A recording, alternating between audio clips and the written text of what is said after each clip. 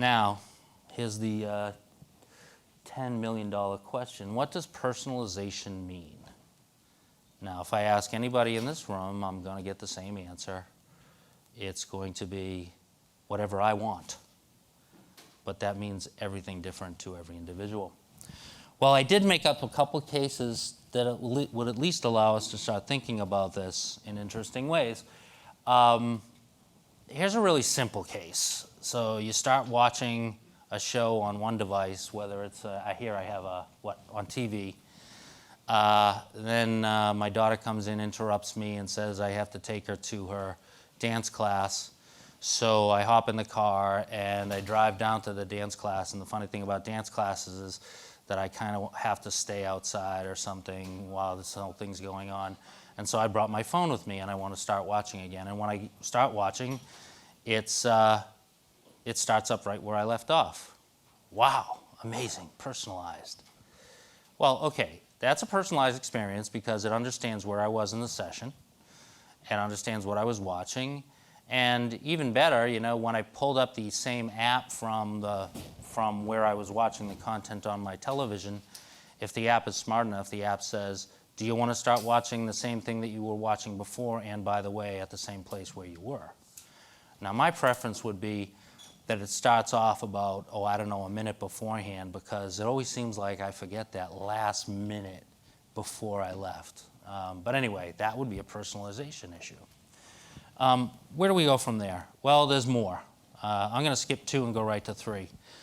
What if you're a millennial, your friends are binging on a particular show, they're discussing a particular show, and you want to make sure that you're not left out of that conversation tomorrow.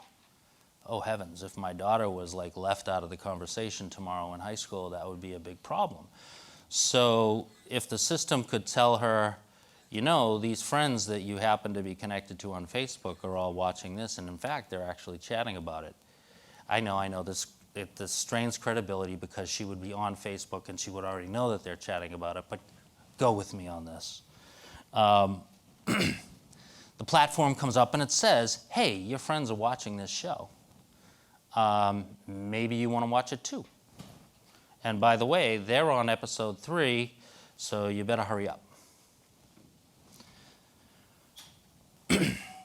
Next one, relevant advertising in a non-intrusive way. I'm going to let you guys figure out what non-intrusive means. I think that's another one of those personalized choices. But I do find that if advertising is relevant, if it's something that I'm interested in right now, like I get into that car shopping interest thing that happens for me, it's about every 5 or 6 years.